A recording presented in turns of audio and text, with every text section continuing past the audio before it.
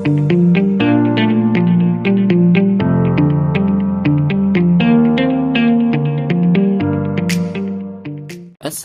and good day everyone. Hello, this is me, Ahmad Syamil.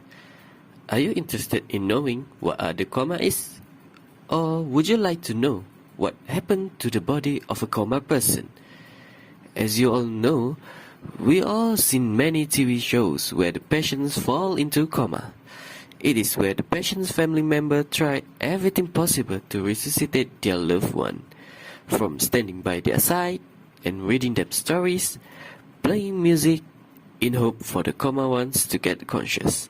Well, coma are medically complicated phenomenon with different cause and effects. Despite all advanced technology medical, they are still in doubt about how to successfully treat the coma ones. But what exactly happened to your body when in a coma? First, we need to understand that coma is not the same as sleep. In fact, the origin of words coma come from Greek words of coma means deep sleep. Coma are not sleep. Coma are instead various forms of unconsciousness that render a person unable to respond to any external stimuli.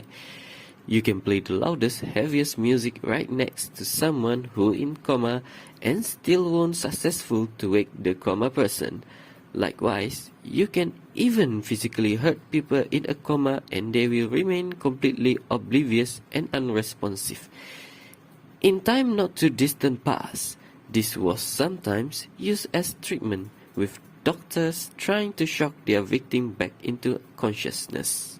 Everything was tried, from exposing part of body to open flames, to severely dropping body temperature with ice, even bloodletting from the head directly. One treatment even include wholly emptying the stomach. It is because the doctor thought that if a patient got hungry enough, the body would force them to wake up. Coma can occur as a result of serious trauma or as a deliberate medical treatment by doctors. They are typically brought on by traumatic head injuries, and it believed that it's the brain way of shutting down, so it can focus on repairing itself. They can also, however, be brought on by stroke, brain tumor, drug or alcohol abuse, or an illness such as diabetes or an infections. As stated by Huff and Tidy in 2017, structural brain disease such as subdural or epidural traumatic hematomas, spontaneous intracranial hemorrhage, venous thrombosis, tumor, acute hydrocephalus, raised intracranial pressure, and oxic brain injury or brainstem stroke may all cause coma.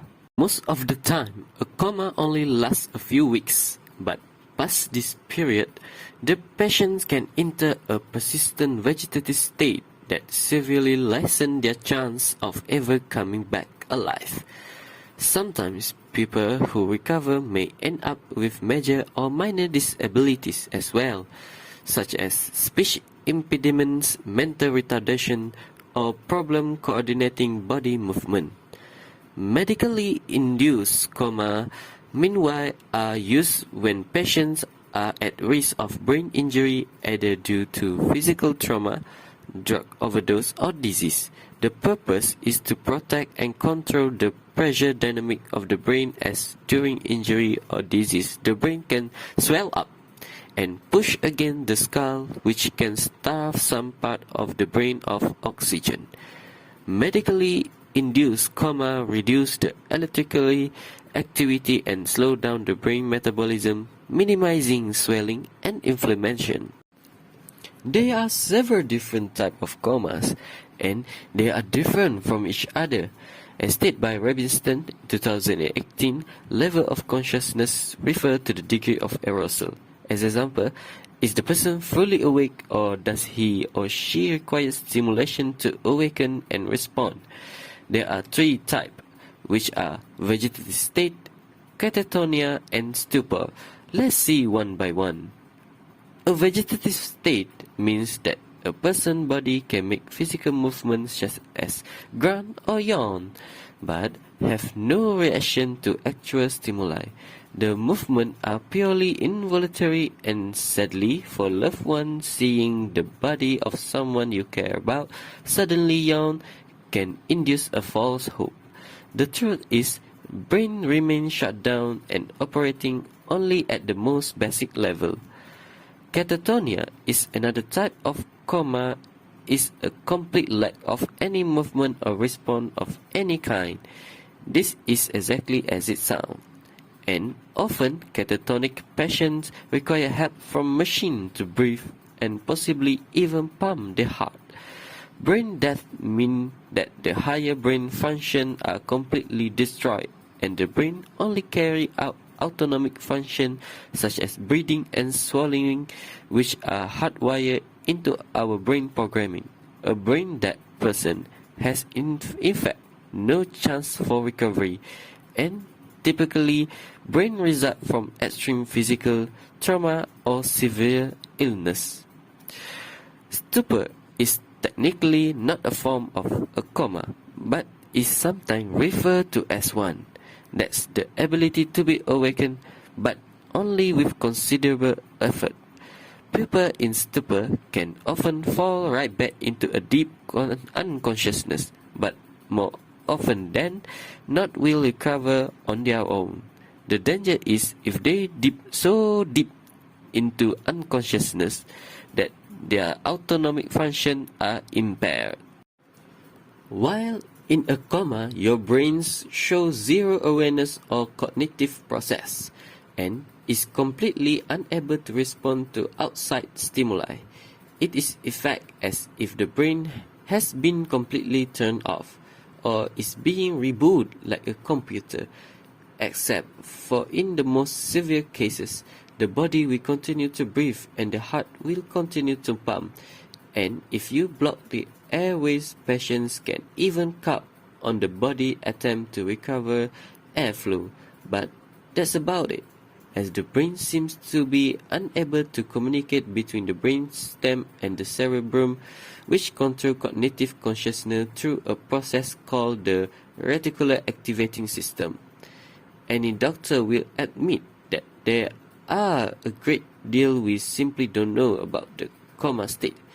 And in 2013, doctors treating an epileptic man in a coma were puzzled to find brain activity in the hypothalamus. This region of the floor of each lateral ventricle of brain are thought to be the center for emotion, memory, and autonomic nervous system, mean it quite possible that the unconscious person was experiencing memories but little else. Doctors replicate their finding in cats, which were placed under general anesthetic, and the knowledge they glean may help make some comas reversible. Why? They don't believe that this means a coma patient which this of mental activity or any other has any sort of awareness or ability to communicate about their condition. It is strong evidence for the fact that the brain does in fact take action to try and repair or protect itself while in a comatose state. The rest of the body typically remain unaffected by the coma state through with functions such as breathing and heart beating being so hardwired into our passive nervous system that we do these things literally without thought. People in coma state thought will require IV through which they are fed and keep hydrated, and are intubated with breathing tube to maintain a clear airway through. Some coma patients do retain the reflex to swallow. Coma issues. The most common issue facing coma patients through is muscle atrophy, which comes from simply not using your muscle for prolonged in a few period of time. You don't need to be in a coma for this to happen though. If you have ever sit longer within few weeks at a time on a sofa or even the chair, you likely experience the severe weakness of muscle that atrophy from lack of exercise. even just getting for a walk once a day. Bad sore are another serious concern for coma patients. Bad sore pressure, also known as pressure ulcer, these are common for people who are bedridden or immobile or perhaps unable to sense pain. This happens on areas of skin that are under pressure from lying in bed, sitting down, or wearing a tight cast for a very long time.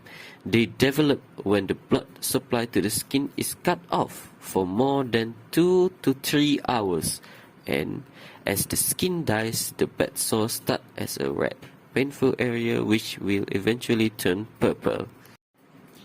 If not treated, the skin will split open and the area runs the risk of infection. They can also become very deep if undetected or untreated, extending into the muscle or even the bone, and they are very slow to heal. Sometimes bed sore can take years to heal and may require surgery. The most commonplace bed sore from are on the buttocks area, the heel of the feet, shoulder blades, back of the head, and back and side of the knee. If left untreated, they can grow grotesquely large. The good news about coma is that despite what medical dramas may tell you, most people recover within a few weeks to at least some level of their previous mental capacity. However, new research and technique is continually improve our knowledge of coma and how to treat them. And in 2017, a 35-year-old man who been in a vegetative state since he was 20 was entered into a state doctor called minimal consciousness by stimulating the vagus nerves. This is one of the largest nerves in the body and goes directly to the heart, lung, upper digestive tract and other organs. While knocked awake, doctors were able to have him follow up check with his eyes and even prompt look of surprise on his face. Though sadly he was unable to talk or show any sort of higher brain function, Dr. Wan thought that while it's a big step forward, it's far from conclusive one because coma are radically different from each other as those who suffer them, and what's worked on one individual may sadly not work on others. So that's are the things that's gonna happen in our body if we are ever get into a coma state. Here are the references that I get in order to receive the information of the coma. So hope you enjoy my video and gain new knowledge about how coma works in our body. Let's take a break here and meet again someday. Thank you for listening to my video. See you later guys. Bye.